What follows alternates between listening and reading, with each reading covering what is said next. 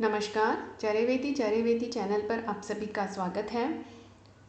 हमने अपने पिछले वीडियोस में आरपीएससी असिस्टेंट प्रोफेसर के संस्कृत विषय के गत वर्ष 2021 में हुए पेपर को हल करना प्रारंभ किया है। इकाई के अनुसार कुल इकाई 7 हैं। प्रथम प्रश्न पत्र में 3 और द्वितीय प्रश्न पत्र में 4 इकाइयाँ हैं। तो प्रथम प्रश्न पत्र की तीनों इकाइयाँ हमने अलग अलग वीडियोस में हल कर ली हैं। द्वितीय प्रश्न पत्र की भी प्रथम और द्वितीय इकाई को हमने हल कर लिया है। आज के वीडियो में हम इसकी तृतीय इकाई को हल करेंगे। आइए देखते हैं पहले इसका पाठ्यक्रम क्या है।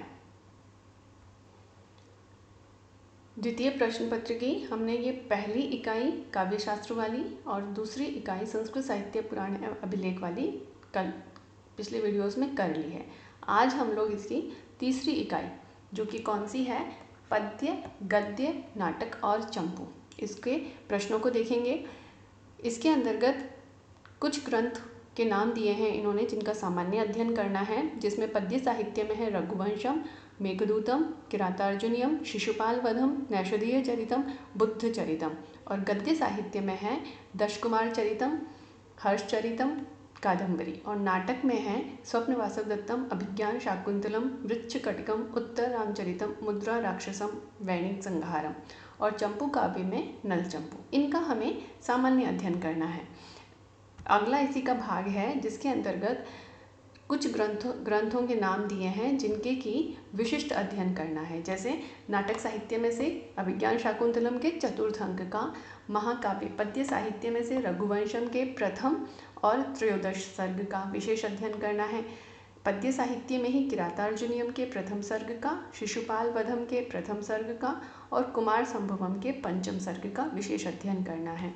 और गद्य साहित्य में कादम्बरी के अंतर्गत कथामुख भाग से जाबाली आश्रम पर्यंत विशिष्ट अध्ययन करना है। तो ये इसका पाठ्यक्रम है जिसके अनुसार ही प्रश्न पूछे गए थे। आइए अब हम प्रश्नों को देखते हैं।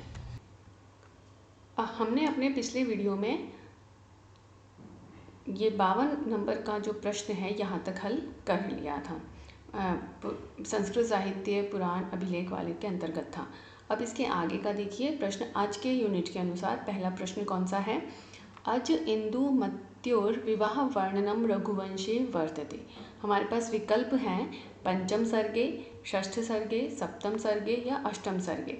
तो इसका सही उत्तर क्या हो जाएगा, सप्तम सर्गे। अब यहाँ पे हम जो रघुवंशम है उसमें से हम इंदुमती विवाह को और अज विलाप को तो याद रख लेते हैं कि अज विलाप अष्टम सर्ग में है और इंदुमती विवाह षष्ठ सर्ग में। लेकिन इन्होंने प्रश्न क्या पूछा है, विवाह षष्ठ सर्ग में उसके स्वयंवर का वर्णन है इंदुमती के, उसका विवाह उस समय संपन्न नहीं होता है। तो इस तरह से भी हमें ध्यान से पढ़ना है।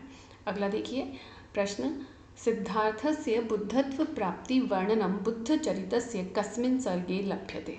विकल्प हैं पंचम सर्गे, नवम सर्गे, एकादश सर्गे या चतुर्दश सर्गे। तो इसका सही उत्तर क्या हो जाएगा, चतुर्दश सर्गे। संस्कृत में अश्वघोष का जो बुद्ध चरितम है वो 14 सर्गों तक ही मिलता है और कहा जाता है कि 14वें सर्ग में जब बुद्धत्व की प्राप्ति हो गई वहीं पे इसका समाप्ति हो गई थी, मानी जाती है ऐसा। अगला देखिए,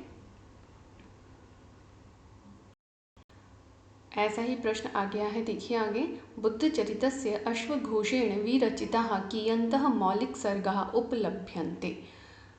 विकल्प है चतुर्दश सर्गाः, अष्टादश सर्गाः, चतुर्विंशति सर्गाः, अष्टाविंशति सर्गाः।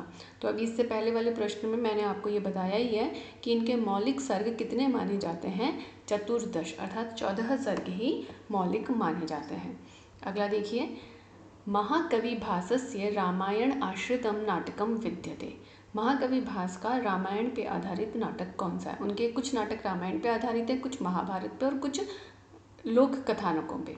तो देखिए इसके विकल्प हैं पंचरात्रम, अभिषेक नाटकम, दूतवाक्यम या अविमारक। दूतवाक्य और पंचरात्रम ये तो हमें समझ में आ रहा है कि ये इसका विकल्प नहीं होगा। अब हमारे पास 2 विकल्प बचते हैं, अभिषेक नाटक और अभिमारक। तो इसका सही उत्तर क्या हो जाएगा, अभिषेक नाटक। ये रामायण कथा पर आश्रित नाटक है। अगला देखिए, स्वप्न वासव दत्तमिति नामकरणस्य आधारभूतं स्वप्न दृश्यम कस्मिन् अंके विद्यते। ये प्रश्न इतना सरल है, इसको BA के विद्यार्थियों को भी उनको पढ़ाते समय बताया जाता है। तो बहुत ही सरल प्रश्न है। देखिए, विकल्प हैं तृतीयांके, चतुर्थांके, पंचमांके, षष्ठांके। तो इसका सही उत्तर क्या हो जाएगा? पंचमांके।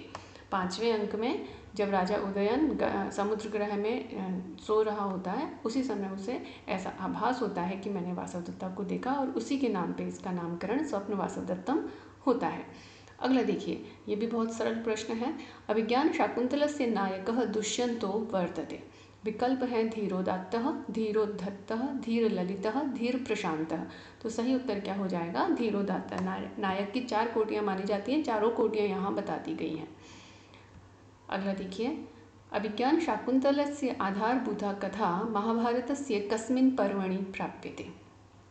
विकल्प हैं आदि पर्वणि, सभा पर्वणि, अरण्य पर्वणि या उद्योग पर्वणि। तो सही उत्तर क्या हो जाएगा? आदि पर्वणि। आदि पर्व में इसके शकुंतला उपाख्यान मिलता है। अगला देखिए, चारुदत्तस्य पत्नी वर्तते। विकल्प हैं वसंतसेना, मदनिका, धूता या रदनिका। तो यहाँ पे ध्यान दीजिएगा, यहाँ पे चारुदत्त की पत्नी को पूछा गया है कि पत्नी कौन है। तो वहाँ पे पत्नी है धूता।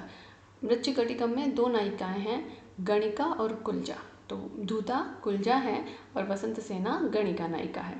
अगला देखिए, लिम्पतीव तमोअंगानि वर्षतीवाञ्जनं नभ असत् पुरुष सेवेव दृष्टिर्विफलतां गता इत्युक्तिरियं प्राप्यते। ये उक्ति कहाँ प्राप्त होती है? विकल्प है हमारे पास शिशुपाल वधम, नैषधीय चरितम, मृच्छकटिकम, उत्तररामचरितम। तो इसका सही उत्तर क्या हो जाएगा? मृच्छकटिका।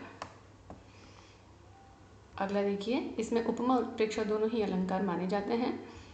अगला प्रश्न है, मुद्रा राक्षस नाटकस्य प्रमुख रसो असति। विकल्प है वीर रसः, श्रृंगार रसः, रौद्र रसः, भयानक रसः। अच्छा प्रश्न है, सरल भी है। वीर रस, मुद्रा राक्षस का प्रमुख रस क्या है? वीर रस। अगला देखिए, अधोलिखितेषु विदूषक रहितम नाटकम अस्ति। स्वप्न वासवदत्तम, अभिज्ञान शाकुंतलम, मुद्रा राक्षसम, मृच्छकटिकम। तो इसका सही उत्तर क्या हो जाएगा? मुद्रा राक्षसम। बाकी तीनों में विदूषक हैं, लेकिन मुद्रा राक्षस में विदूषक रहित रचना है, और ये मुद्रा राक्षस विशाख दत्त की रचना है। अगला देखिए, भवभूतेः शिखरिणी छंदसः प्रशंसा केन आचार्येण विहिता। भवभूति के शिखरिणी छंद की प्रशंसा किस आचार्य के द्वारा की गई है? उत्तर देखिए, विकल्प देखिए, धनपालेन, गोवर्धनाचार्येण, क्षेमेंद्रेण, राजशेखरेण। सही उत्तर क्या हो जाएगा? तो क्या हो जाएगा इसका सही उत्तर? क्षेमेंद्रेण। भवभूति के शिखरिणी छंद की प्रशंसा किसके द्वारा की गई है? क्षेमेंद्र के द्वारा की गई है। ये थोड़ा कठिन प्रश्न है। अगला देखिए, पुरोत्पीड़े तडागस्य परिवाह प्रतिक्रिया शोक क्षोभे च हृदयं प्रलापैरेव धार्यते इत्युक्तिरस्ति। विकल्प है महावीर चरितस्य, उत्तरराम चरितस्य, वेणी संहारस्य, मृच्छकटिकस्य। तो इसका सही उत्तर क्या हो जाएगा? उत्तरराम चरितस्य।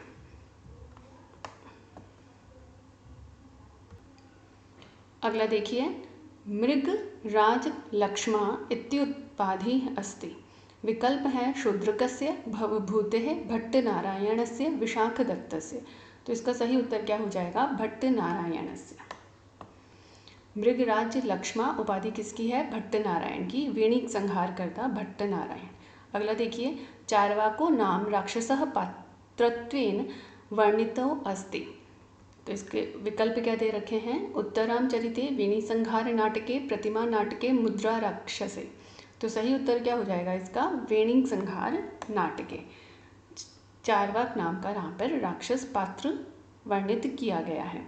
अगला देखिए, यादृक् गद्य विधौ बाणः पद्यबंधे पितादृशः इति समालोचनम विहितम अस्ति। एक पंक्ति दी है और पूछा है ये किसके द्वारा समालोचना की गई है। फिर से मैं पुनः बोलती हूँ पंक्ति, यादृक् गद्य विधौ बाणः पद्यबंधे पितादृशः इति समालोचनम विहितम अस्ति। विकल्प हैं भोजेन, राजशेखरेण, चंद्र देवेन या धनपालेन। तो इसका सही उत्तर क्या हो जाएगा? भोजेन। भोज के द्वारा ये बात कही गई है, ये समालोचना की गई है।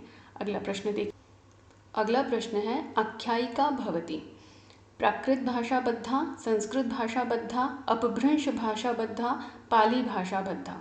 तो इसका सही उत्तर क्या हो जाएगा? आख्यायिका किस में निबद्ध होती है? संस्कृत भाषा में। अगला देखिए, अगला प्रश्न है दशकुमार चरिते मंत्रगुप्त प्रयुक्तो निरोष्ठ्य वर्ण प्रयोगो लभ्यते। दशकुमार चरितम में एक पात्र है मंत्रगुप्त, उसके द्वारा ओष्ठ रहित वर्णों का प्रयोग कौन से उच्छ्वास में प्राप्त होता है? विकल्प है पंचमोच्छ्वासे, सप्तमोच्छ्वासे, षष्ठोच्छ्वासे, अष्टमोच्छ्वासे। तो इसका सही उत्तर क्या हो जाएगा? सप्तमोच्छ्वासे। सातवें उच्छ्वास में ये विशेषता है कवि की कि उन्होंने मंत्रगुप्त के होठ को कट जाने के कारण वहाँ पे उसके द्वारा प्रयुक्त जितने भी संवाद थे उनमें कहीं भी ओष्ठ वर्णों का प्रयोग नहीं करवाया है। अगला देखिए, दशकुमार चरिते राजवाहनस्य कति मित्राणि आसन। ये सरल प्रश्न है। विकल्प है सप्त, अष्टौ, नव, दश। तो इसका सही उत्तर क्या हो जाएगा? अष्टौ। 8 राजकुमारों का वर्णन है, जिसी से 8 उच्छ्वास भी हैं। अगला देखिए, उत्तराम चरिते छायांकः वर्तते। उत्तराम चरितम में छाया अंक कौन से अंक को कहा जाता है? विकल्प है प्रथम अंक, द्वितीय अंक, तृतीय अंक और चतुर्थ अंक। सभी को पता है, बहुत सरल प्रश्न है। तृतीय अंक, तृतीय अंक को छाया अंक कहा जाता है। अगला देखिए, स दूषणापि निर्दोषा स खरापि सुकोमला नमस्तस्मै कृता येन रम्या रामायणी कथा इत्युक्तिरस्ति। विकल्प है सोमदेवस्य, भोजराजस्य, दंडिनः, त्रिविक्रम भट्टस्य। तो सही उत्तर क्या हो जाएगा इसका? त्रिविक्रम भट्ट के नल चंपू से हमें ये उक्ति मिलती है। अगला देखिए, को अन्यो हुतवहात् दग्धुम प्रभवति। को अन्यो हुतवहात् दग्धुम प्रभवति इति वदति। ये किसने कहा है? प्रियंवदा, अनुसूया, गौतमी या शकुंतला। तो इसका सही उत्तर क्या हो जाएगा? अनुसूया। अनुसूया के द्वारा ये उक्ति कही जाती है अभिज्ञान शाकुंतलम में। अगला प्रश्न देखिए, अभिज्ञान शाकुंतलस्य चतुर्थांकादौ प्रयुक्तौ विष्कंभो वर्तते। विकल्प है शुद्धः, मिश्रः, उत्तमः, अधमः। तो सही उत्तर क्या हो जाएगा इसका? शुद्ध विष्कंभक है वहाँ पे। चतुर्थ अंक में जो विष्कंभक का प्रयोग हुआ है, जहाँ पे दुर्वासा ऋषि के शाप इत्यादि की सूचना मिलती है, वो शुद्ध विष्कंभक है। अगला देखिए, भगवन् ओदकांतम स्निग्धो जनो अनुगंतव्यम इति श्रूयते इति वचनम अस्ति। अनुसूयायाः प्रियंवदायाः शारंगरवस्य शारद्वतस्य। किसका है ये वचन? तो इसका उत्तर क्या हो जाएगा? शारंगरवस्य। वहाँ पे 2 मुनि कुमार शकुंतला के साथ जाएंगे, शारंगरव और शारद्वत। तो जब एक ओदक का अर्थात जलाशय आ जाता है, तब शारंगरव कहता है मुनि से, कण्व ऋषि से, कि जितने भी प्रियजन होते हैं उनको जलाशय के समीप तक ही कन्या को विदा करना चाहिए और पुनः लौट जाना चाहिए। अगला देखिए, अब जानासि माम यस्या दतस्ते न भविष्यति मत प्रसूति मनाराध्ये प्रजेति रिक्त स्थान इति शशाय। ये शाप किसने के द्वारा दिया गया? विकल्प है सुरभि, नंदिनी, अहल्या या अरुंधति। तो सही उत्तर क्या हो जाएगा इसका? सुरभि। सुरभि ने इंद्र के यहाँ से लौटते हुए दिलीप के द्वारा उपेक्षा हो जाने पर इस तरह का शाप राजा दिलीप को दिया था। अगला देखिए, संतति शुद्ध वंशा ही परत्रे च शर्मणे इत्युक्ति अस्ति। यह उक्ति किसकी है? रघुवंशम की है, लेकिन किसने कही है? विकल्प है दिलीपस्य, वशिष्ठस्य, विश्वामित्रस्य या अजस्य। तो किसने कही है ये? दिलीप के द्वारा कही गई थी ये उक्ति रघुवंशम के प्रथम सर्ग में। अगला देखिए, अधोलिखितेषु मुनिरयं स्वकीयां मंत्रपूतां तनुरपि अग्नौ अहोषित। इनमें कौन मुनि है जिन्होंने मंत्र से पवित्र अपने शरीर को अग्नि में आहूत कर दिया था? विकल्प है शरभंग मुनि, अगस्त्य मुनि, सुतीक्ष्ण मुनि, शातकर्णी मुनि। तो उत्तर क्या हो जाएगा? शरभंग मुनि। शरभंग मुनि ये रघुवंशम के त्रयोदश सर्ग से लिया हुआ है। अगला देखिए, अगला प्रश्न है, अहो दुरंता बलवत् विरोधिता कथनम इदम अस्ति। यह कथन किसका है? विकल्प है दुर्योधनस्य, युधिष्ठिरस्य, भीमस्य, वनेचरस्य। किरातार्जुनीयम से आया है ये प्रश्न। इसका सही उत्तर क्या हो जाएगा? वनेचरस्य। वनचर ने कहा है कि बलवत् से विरोधिता भी। अगला देखिए, मल्लिनाथानुसारम किरातार्जुनीयस्य प्रधानो रसो वर्तते। मल्लिनाथ के अनुसार किरातार्जुनीयम का प्रधान रस क्या है? विकल्प है श्रृंगारः, वीरः, रौद्रः, शांतः। तो सही उत्तर क्या हो जाएगा इसका? वीर। किरातार्जुनीयम का वीर रस है, वहाँ पे अर्जुन और शिव जी के युद्ध का वर्णन है। अगला देखिए, अमर्ष शून्येन जनस्य जंतुना न जात हार्देन न विद्विषादरः उक्तिर्यं निगदिता वर्तते। ये उक्ति किसके द्वारा कही गई है किरातार्जुनीयम की, लेकिन कही किस पात्र ने है? विकल्प है वनेचरेण, भीमेन, द्रौपद्या या अर्जुनेन। किसके द्वारा कही गई है? तो सही उत्तर हो जाएगा द्रौपदी के द्वारा युधिष्ठिर को कही गई है ये उक्ति कि क्रोध से रहित व्यक्ति आदर का पात्र नहीं होता है। अगला देखिए, निराश्रया हंत हता मनस्विता इति सूक्ति अस्ति कालिदासस्य, माघस्य, भारवेः, भवभूतेः।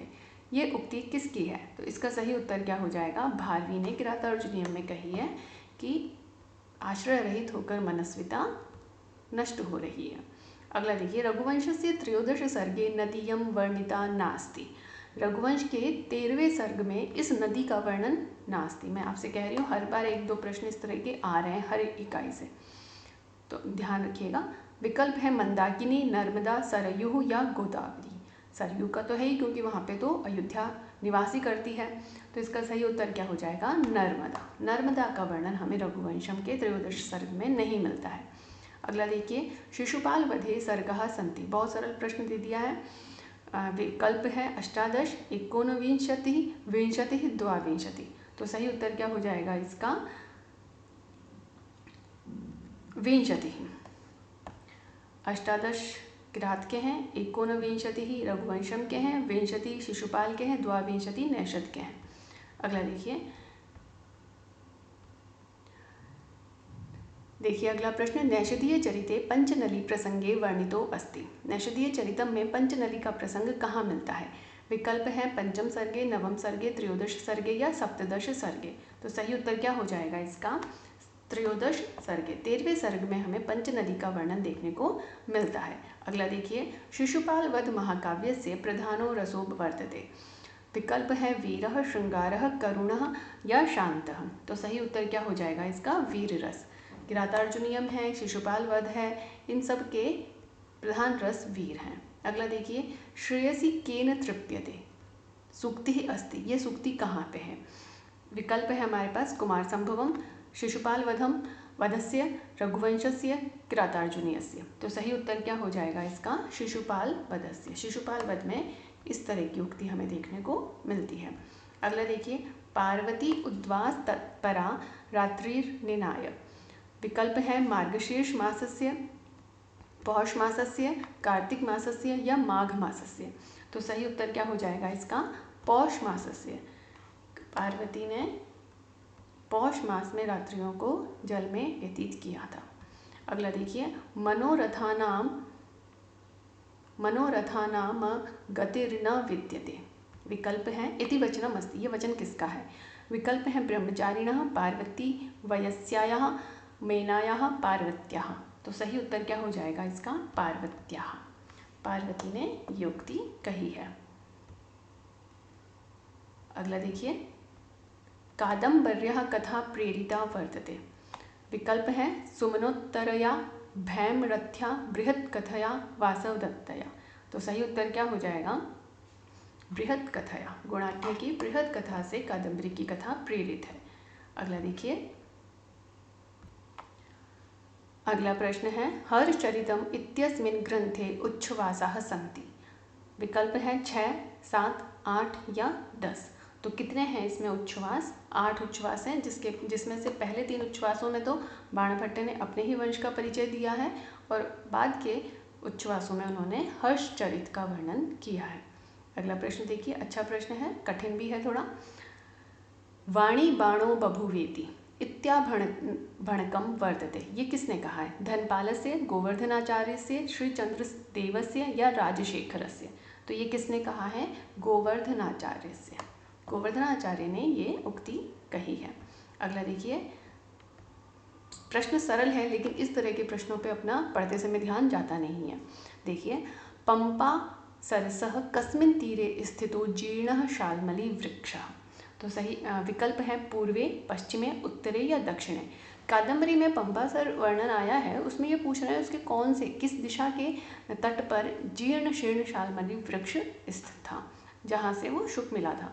तो इसके विकल्पों में से सही विकल्प क्या हो जाएगा? पश्चिम। पंपा सरोवर के पश्चिम तट पर वो शाल्मली वृक्ष स्थित था। अगला देखिए, स्तन युग्म श्रुस्नातं समीप तरवर्ती हृदय शोकाग्नेः चरति विमुक्ताहारं व्रतमेव भवतो रिपुस्त्रीणाम् इति माम आर्या पपाठ। यह आर्या दी हुई है, ये किसने पढ़ी है? मातंग कुमारी ने, कुमार पालितः, वैशंपायनः या प्रतिहारी? ये किसके द्वारा कहा गया है?